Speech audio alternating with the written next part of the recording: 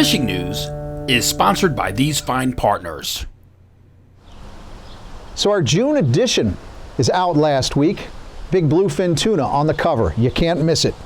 I'm Jim Hutchinson with the New Jersey Delaware Bay edition of the Fisherman magazine. You subscribers, I'm sure you already have that magazine, but you can pick it up at some of your tackle shops, marinas, maybe even the local convenience stores like Wawa. But we've got a couple of great articles, several good articles in that June edition if you're looking to gear up for tuna. You've got Captain John Raguso talking about some of this hardcore spinning tackle used for some of these big bluefin, some of the giants.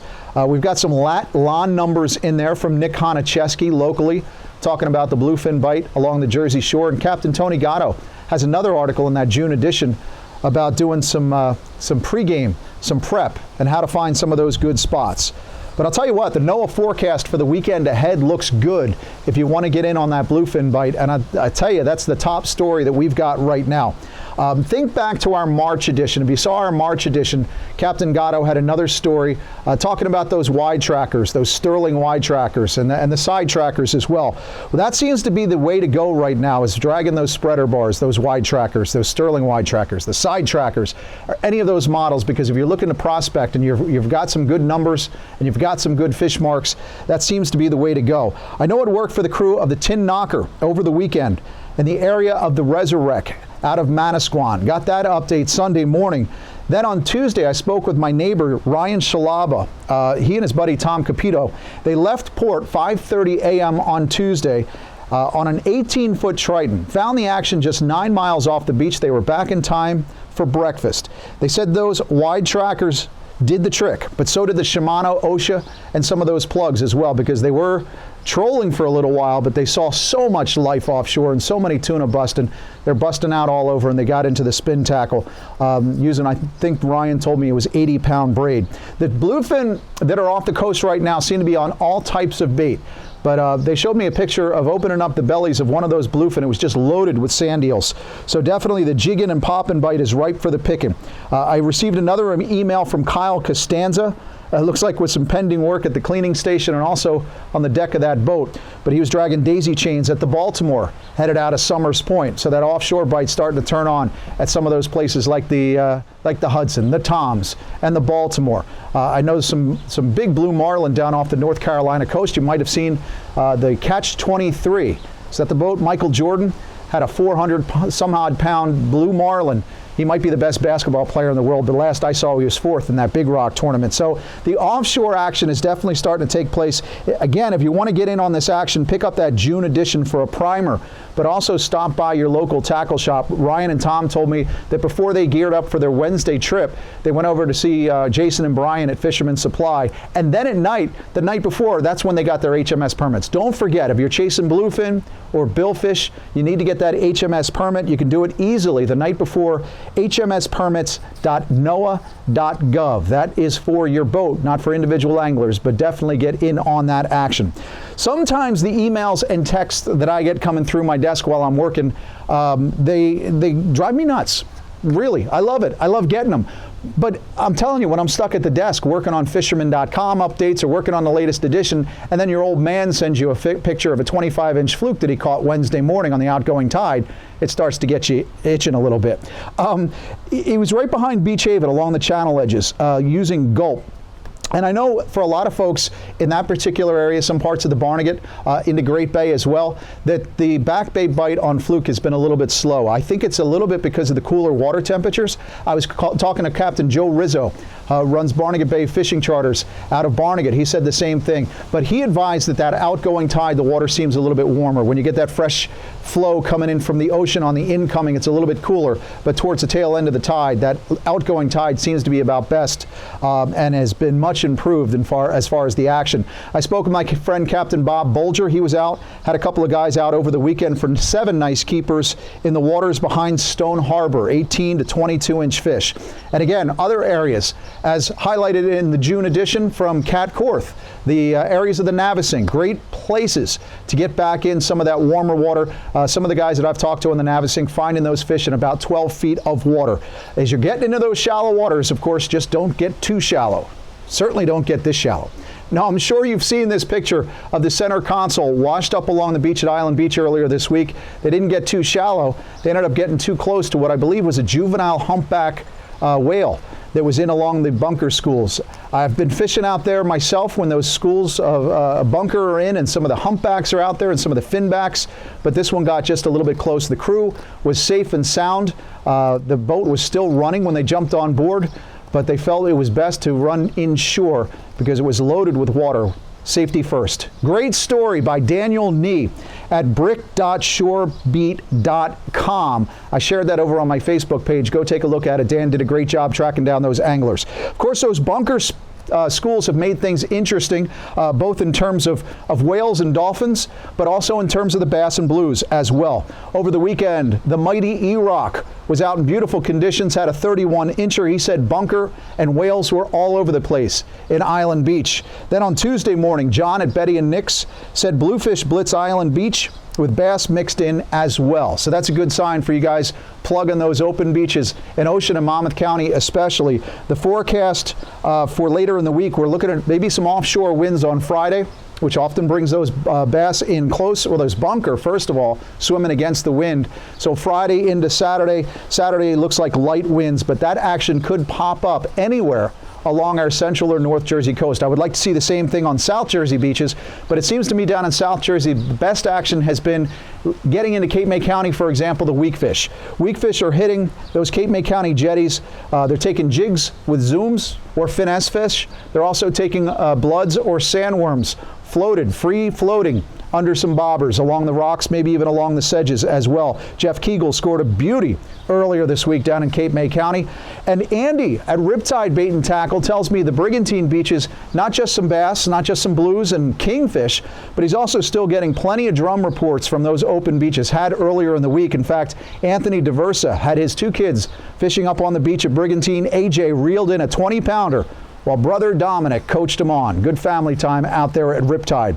Of course, in terms of that drum bite, we are in the second week in June. That drum bite still continues down on Delaware Bay on both sides, on the Delaware side and the Jersey side. You just got to find those marks, or especially look for the fleet. But sometimes, even with the fresh clam, those black drum go into a little bit of lockjaw. Dennis and Tommy Huber trailered the boat down to Delaware Bay again in the last week. They said taking along some blue claws was the ticket, because those big drum wanted some blue claw crabs. They get a little bit picky every once in a while. But it is a good time of year to think blue claws, because we are getting in and out of the shed. And those shedder crabs make great baits. If you want to strip them out, put them on bucktails for weakfish. Fluke love them.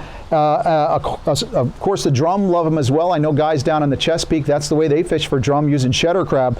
But maybe even taking pieces of shedder on a tog jig around some of that structure and look for some of those sheep's head, because it's only a matter of time before those sheep's head start setting up residence along some of the structure, some of the bridges in South Jersey, and of course some of those jetty rocks as well. As usual this week, and has been for quite a while, the best striped bass action in the region is Central and North Jersey especially. Northern Ocean County, Monmouth County, Mojos, spoons, those topwater plugs are starting to work, and of course the live line bite. Look around for those bass exploding on bunker. But it definitely is still time of taking that personal best. If you're looking to get out there and catch that striped bass of a lifetime, now's definitely the time. Tom Tragesser let me know that he had his 3 daughters up at the rocks over the weekend for a 48.5-incher. He estimates well over 50 pounds. And I also got a message from Captain John Contello. He said he's on another couple of 50s this week. He had a pair of 50s on live bunker in North Jersey waters, including another 5, not even in the photo, of 30 and 40 pounds. So it's definitely a time of year to get out there. I've enjoyed it the last couple of weeks, looking to get out there on Friday myself. One of my fishing partners last week, Captain Lou Grazioso of Striper Mania fame, he said his buddy and his 11-year-old son were fishing off Sandy Hook over the weekend. They got their personal best striped bass on the live line bunker. And again, quite a show from another visitor who showed up looking for a livey. It wasn't a whale, it wasn't a dolphin, it was a white shark. Oh, this is the time of year. Looks like a juvenile, I'm not sure. But again, we're going to start getting more of that scenery with some of those white sharks and threshers in close. Very interesting. Another buddy of mine that was out on North Jersey waters trying his hand at some Raritan fluke blues and striped bass this week was George Schauer. but he's back up in the Poconos and delivering our Sweetwater report for the week. My friend, the Pocono Outdoors guy. Hey, thanks, Jim. You know, the fishing in the entire area is starting to really blow up. Things are starting to work well. Water's warming up. Fish are turning on. I want to start off with a couple of muskie that were being caught. One in Beltsville here with Art Begley. He was out actually striper fishing with some live baits and actually hooked into this giant muskie. What a way to go. That's a big surprise there. But great work, Art, and beautiful fish. Also in the Delaware River, we have Ryan Sturgis. He's out getting some muskie. I think he got a few up there on the upper Delaware. Beautiful way to go. Nice fish, Ryan. Now, the bass bite is exploding all over the air. You know, those bass are moving into that post-spawn stage, so the fishing is starting to really turn on. We have a good friend Tom Gilmore here, got in the few in his kayak here. Beautiful bass over in White Lake in New Jersey. Also his wife, Courtney, she was able to get into a few as well. Enjoying the fun as a family. What a better way to go. Now, Nick Canestri was out on the Susquehanna River getting some beautiful fish there. You know, Nick fishes a lot of those tournaments, so he's a real pro when it comes to land those big old bucket mouths, but great work, Nick. We also have Eric Goodstall, our local guy here. Always into those bass on the local lakes here. He knows how to find them. Good work, Eric. Keep those things coming. Now, also, the walleye bite has been turning on. Our good friend Josh Taylor managed to dial these in, and he said he's been getting a few of these every night, finding the technique to get into those walleyes late in the evening. And that's just on the local lakes here in like Beltsville and such. So lots of action turning on, guys. I hope you're able to get out. From Pennsylvania, I'm George, your Pocono Outdoors guy. Black Sea Bass is open in New Jersey. Don't forget, until June 22nd, you've got a 10-fish bag limit. In Delaware, it's a 15-fish bag limit. It carries on all the way through the end of the year, you lucky Delawareans. New York, their waters open up to Black Sea Bass, I believe is June 23rd. But I'll tell you right now, if you're heading out and hitting those reefs and wrecks in the next couple of weeks, those biscuits are hungry. Great opportunity for you to get out on a party boat or a charter and hook up with some Black Sea Bass and ling. For higher boats like the Last Lady, double headers right there. A double header of tasty bottom treats, Black Sea Bass and ling. On that front, we'll go in with a COVID-19 update real quick. We did get word this week that Governor Murphy announced that the stay-at-home order has been lifted, which is great news. Marine Trades Association staying on top of this issue, working hard for our marinas and other local marine businesses, sent me this update earlier in the week. But by Tuesday night, I was looking around trying to figure out what does this mean for our party boats. Regrettably, the devil is in the details. The final executive order released late Tuesday night following the governor's glowing proclamation earlier in the day.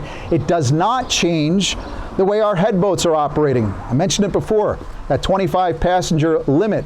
As I understand it, it's still in place, but hopefully the guys at the United Boatmen of New Jersey, the Recreational Fishing Alliance, are back at work as they've been the entire time, trying to get that flexibility to allow some of these larger inspected vessels that can carry 100, 125 people to be able to offer a few more passengers the opportunity to get out there and maintain that 6 feet of social distance between other passengers. As I hear more, we'll share it on social media, and of course we'll write it up over at fisherman.com. You hardcore kayak anglers who are sniffing around over there at thefisherman.com, make sure you look up the Coastal Kayak Clash. That tournament is going on. It's free to enter, and it is well underway. Currently, New Englander Justin Oler is leading the pack with 13 points on 5 different species. He's got first in porgy, second in bluefish, behind Jersey's Mike Velez.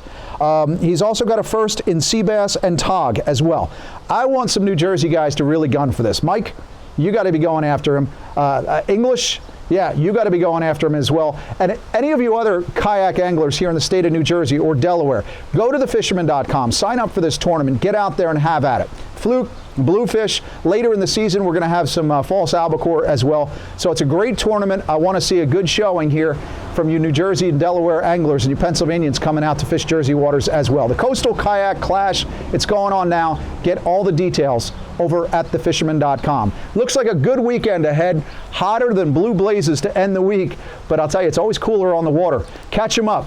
We'll talk to you again next week right here at thefisherman.com. Steigercraft boats, built by people who fish our waters. Serious anglers choose Steigercraft for their 40 years of boat building experience right here in the Northeast and Mid-Atlantic. Visit steigercraft.com for a dealer near you.